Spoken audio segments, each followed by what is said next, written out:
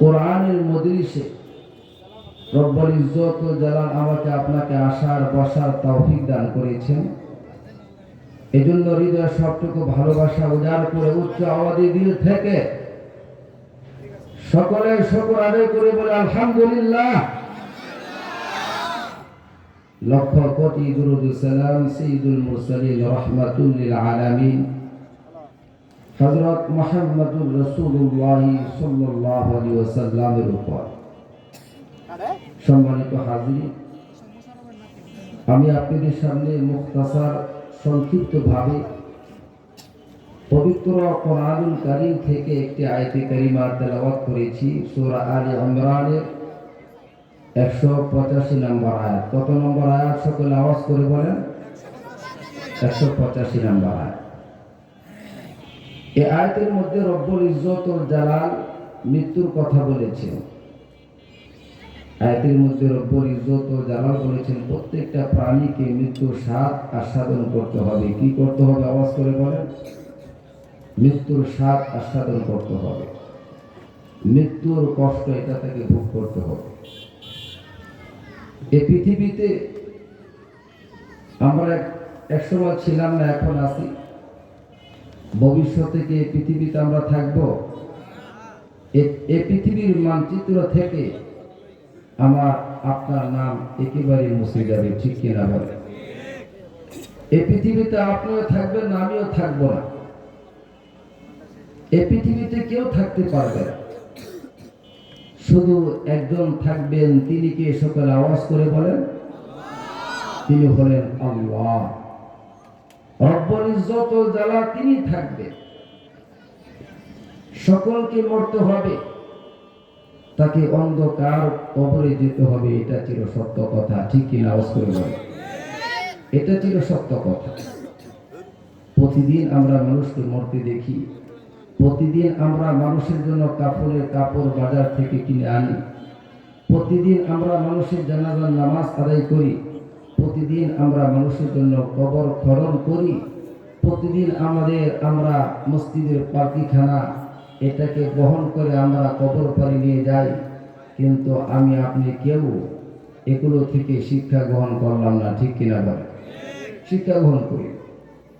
অথচ রাসূল করিম সাল্লাল্লাহু আলাইহি ওয়াসাল্লাম বলেছেন কাফা বিল মাউতি ওয়াইজা।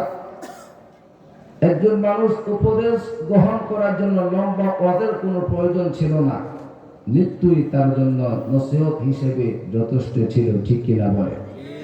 কিন্তু আমি আপনি শিক্ষা গ্রহণ করি না, মৃত্যু নিয়ে আমি আপনি গবেষণা করি না, পরকাল নিয়ে, আখিরাত নিয়ে, কবর নিয়ে আমি আপনি কখনো গবেষণা করি না।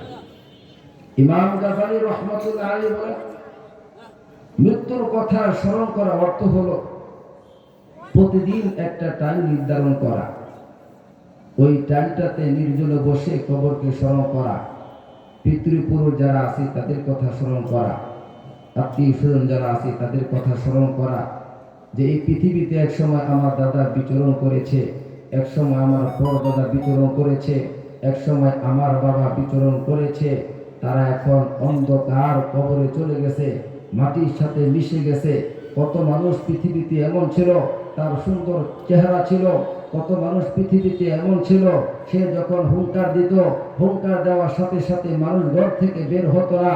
এই সমস্ত মানুষগুলো অন্ধকার কবরের মধ্যে শুয়ে আছে, আজও পর্যন্ত কেউ তাদের খবর রাখে না, ঠিক কিনা? আওয়াজ করে বলে। কত মানুষ এমন আছে তার সন্তানকে এতিম বানিয়ে সে অন্ধকার কবরে শুয়ে আছে। কত মানুষ এমন আছে তার সুন্দর প্রিয়তমা স্ত্রীকে রেখে বিধবা বানিয়ে সে অন্ধকার কবরে শুয়ে আছে, ঠিক কিনা? আওয়াজ করে। অথচ এই মৃত্যু থেকে আমি আপনি শিক্ষা গ্রহণ করলাম না। এই মৃত্যু থেকে শিক্ষা গ্রহণ করা দরকার আছে না নাই? আওয়াজ করে বলেন।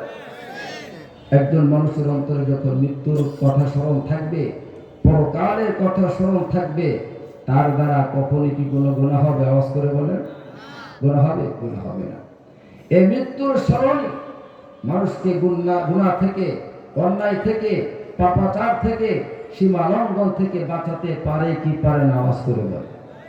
অথচ আমি আপনি মৃত্যু থেকে শিক্ষা গ্রহণ করলাম না, এই মৃত্যু থেকে উপদেশ গ্রহণ করলাম না, পরকালে পূর্ণাঙ্গ প্রস্তুতি গ্রহণ করলাম না, আমার আপনার হায়াত বাড়ছে না কমছে? আওয়াজ করে বলে কমতেছে। আমার প্রিয় ভাইরা বন্ধুগণ, এই মৃত্যু থেকে আমি আপনি শিক্ষা গ্রহণ করলাম না, অথচ মৃত্যু আমাকে আপনাকে প্রতিদিন মেসেজ দিচ্ছে। কি মেসেজ দিচ্ছে? আল্লামা শফি রহমাতুল্লাহ একটা ঘটনা লিখেছেন, ঘটনা দুর্বল হলে ওই ঘটনা থেকে শিক্ষা আছে।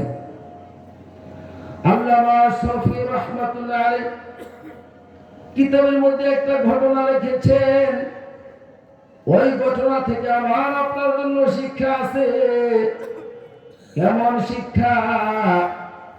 হযরতে মালাকুল মউত আজরাইল আলাইহিস সালাতু ওয়াস সালামের সাথে এক ব্যক্তির সাক্ষাৎ হয়েছে। কি হয়েছে? আওয়াজ করে বলেন। এক আল্লাহর বান্দার সাক্ষাৎ হয়েছে। আল্লাহর বান্দা ডেকে বলে, হে আজরাইল, তুমি বড় অদ্ভুত, তুমি কোনো প্রকার মেসেজ ছাড়াই তুমি চলে আসো।